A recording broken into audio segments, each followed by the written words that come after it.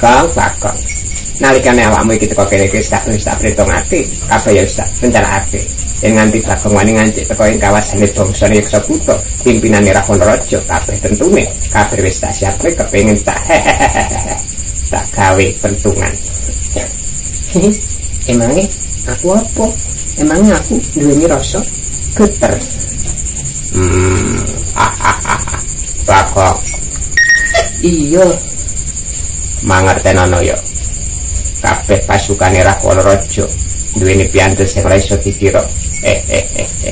Yen kowe pancen bisa kesatriya kabeh. Ya. Kabeh piyantumu sing mbok iso kabeh wis tak waca. Aku Buta Ijo kang duweni kabibawan lan duweni piyantu kang dipercaya Sang Prabu Dalem mimpin pasukan oleh ing kene iki. Bangsa Yeksa Buta kabeh wis kuwasa. Yen awakmu ora gelem mundur saka papan panggonan kene, ya bakal nyesel gurimu, pecat nyawamu saka ragamu. Tenang, sing sabar ta. Kepiye?